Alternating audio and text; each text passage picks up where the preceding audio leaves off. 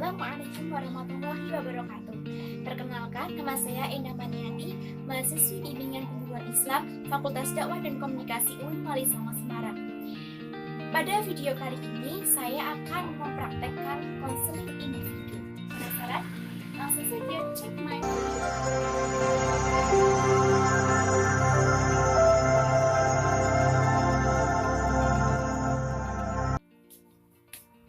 Assalamualaikum. Waalaikumsalam. Mbak Tati. Ya, Silakan duduk Mbak Tati. ya Bu. Ayo, gimana Mbak Tati kabarnya? Alhamdulillah sehat Ibu. Alhamdulillah. Oh iya Tati, kesini gimana? Perjalanannya lancar atau tidak? Alhamdulillah lancar, nggak ada macet Bu. Iya, Iya. alhamdulillah. Biasanya kan macet Mbak kalau sini tuh. Alhamdulillah tadi lancar-lancar aja. Jalannya juga sepi. Iya, alhamdulillah.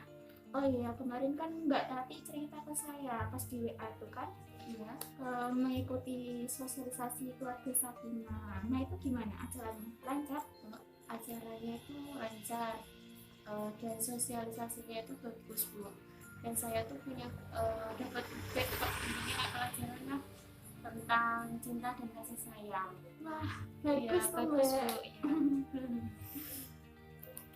Nah, sebelumnya Ibu mau tanya dulu. Ini kan kita mau konseling. Nah, Mbak Tati sebelumnya udah pernah atau belum?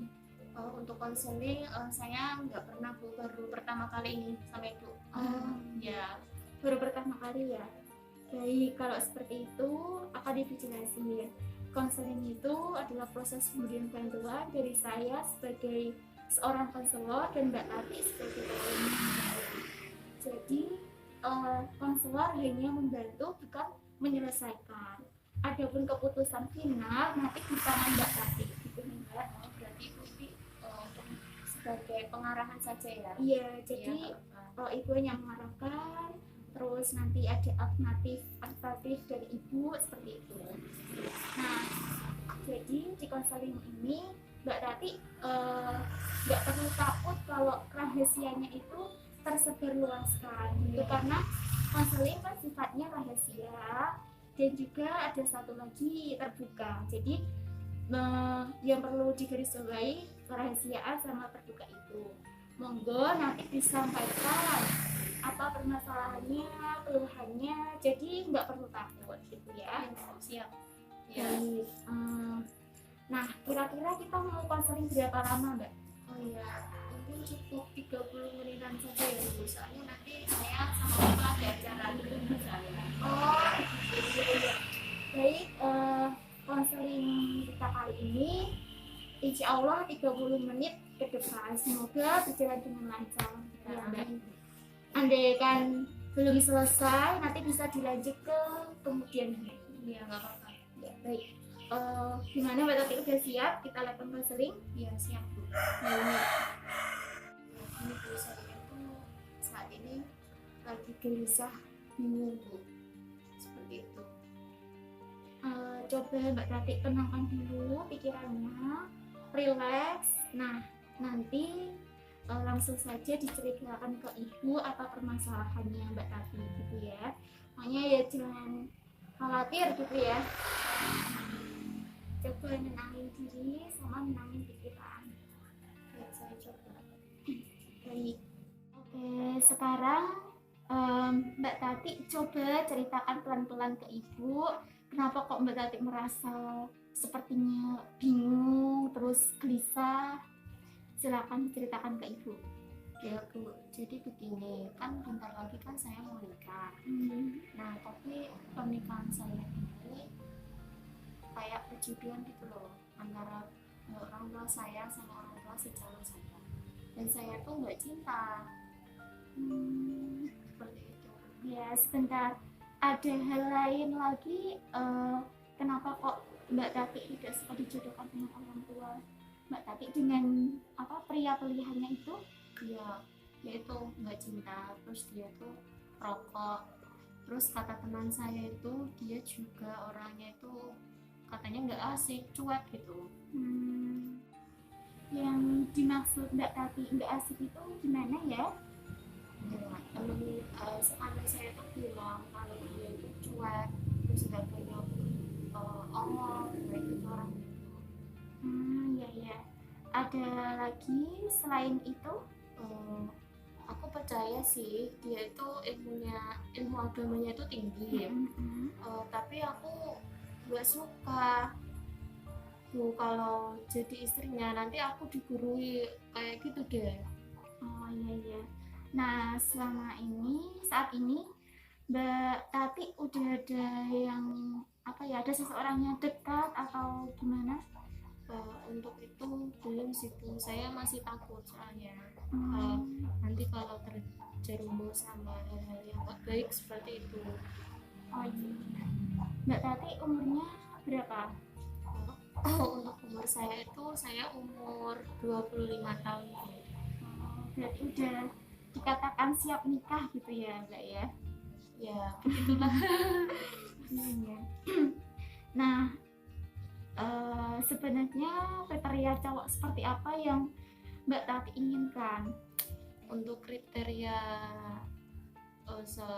saya itu ya kayak umumnya para wanita sih Bu, ya contohnya dia itu mapan, pengertian, terus yang terutama itu soleh, terus yang cinta sama saya. Tapi kalau saya nggak cinta sama cowok pilihan orang tua saya itu ya gimana, saya nggak suka gitu itu. Oh iya iya, coba Mbak Tati dipikir-pikir lagi gitu ya. Nah, alasan orang tua Mbak Tati menjodohkan dengan pria itu apa ya?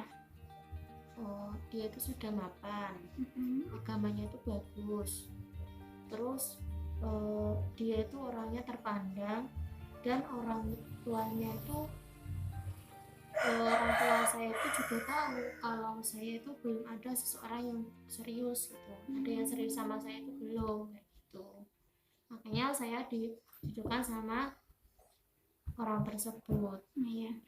Wah, sebenarnya itu bagus Mbak. Orang tua kan nggak bakal menjerumuskan anaknya. Dan itu kalau saya dengar cerita dari Mbak Tati pun, orang tua Mbak juga udah memilihkan jodoh ke Mbak itu udah sedemikian rupa. Agamanya bagus, kemudian udah mapan gitu, ganteng juga. Nah, itu kan udah bagus lah gitu. Nah, coba coba dipikir-pikir lagi, dipertimbangkan lagi baiknya eh, dari orang tua Mbak seperti itu. Tapi saya tuh nggak suka dia tuh perokok, cuma kayak gitu, nggak suka saya. Iya iya iya. Eh, terus misal tadi kan Mbak Tati bilang ke ibu kalau nggak suka, nggak cinta gitu ya. Nah itu kan bisa disiasati kan, kalau pepatah orang Jawa itu kan tresno jare saka kulino. Nah itu kan kalau kita sering bersama-sama, nah itu kan nanti cinta itu bisa timbul. Nah yang penting kan kasih sayang kalau di keluarga itu kan. Nah kalau masalah rokok pun nanti juga bisa dikurangi, dan nanti ada obatnya juga untuk bisa sembuh dari merokok itu sendiri gitu ya. Iya sih Bu, tapi saya juga belum pernah merasakan jatuh cinta. Jadi saya sebel sama orang tua saya, tapi ya saya sayang. Jadi saya tuh bingung, nggak bisa berontak apa gimana, harus bagaimana juga, posisi saya tuh juga bingung gitu. Oh iya iya. Tadi Mbak Tati eh, bilang ke ibu kalau Mbak Tati tuh sebel tapi sayang ke orang tua. Nah Iya, itu gimana maksudnya? ya gini Bu, saya tuh nggak suka dijodohin, tapi saya nggak bisa ngebantah orang tua saya. Kayak gitu, saya hormatilah sama orang tua saya, mau berontak mau bantah itu nggak bisa saya. Iya iya iya. Ibu paham dengan apa yang Mbak Tati maksud. Sepertinya tampaknya kok apa ya, bingung gitu ya. Iya. Baik, sekarang coba dipikir-pikir lagi, terus nanti Mbak Tati bisa sholat istikharah gitu ya, mohon petunjuk sekiranya apakah pria yang dijodohkan ke Mbak Tati itu benar-benar pantas buat Mbak atau enggak gitu ya. Nah tadi kan dari cerita Mbak Tati pun orang tua udah memilihkan yang bagus. Mungkin yang tidak disukai dari Mbak kan tidak cinta, tapi Mbak juga belum merasakan jatuh cinta ke orang lain gitu kan. Iya. Nah terus perokok juga nanti kan itu bisa dikurangi, bisa diantisipasi. Nanti kan yang menguatkan kan nanti seorang istri gitu ya Mbak. Baik Bu, siap. Nanti saya pikirkan lagi. Terima kasih ya Bu. Padahal tujuannya baik, kenapa kok ya saya begini gitu. Iya, nggak apa-apa Mbak. Ya. Sekarang kan tadi kita udah konseling ya lumayan lama ya tadi. Nah sekarang apakah udah ada bayangan gitu di pikiran Mbak Tati atau sudah mengurangi rasa kegelisahan atau kecemasan dari Mbak Tati? Ya, alhamdulillah untuk saat ini agak tenangan Bu. Terima kasih sekali lagi. Jadi pikiran saya itu agak terbuka, bisa melihat sebabnya ini gimana, seperti itu yang tadi Ibu sarankan. Iya.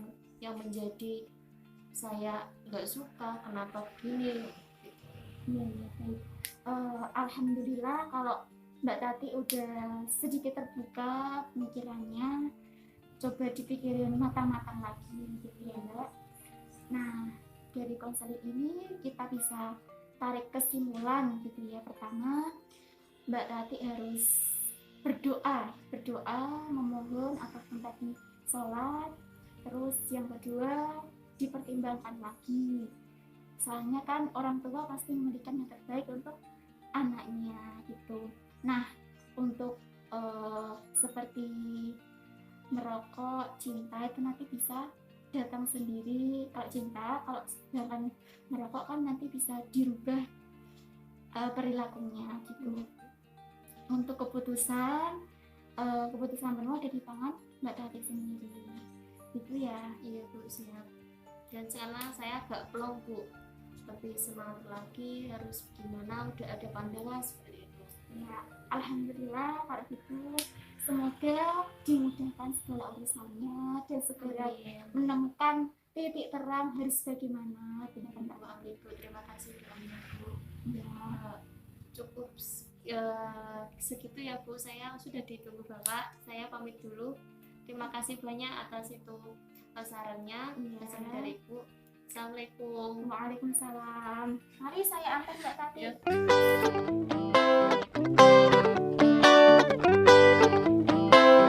Baby, I beg you, yeah.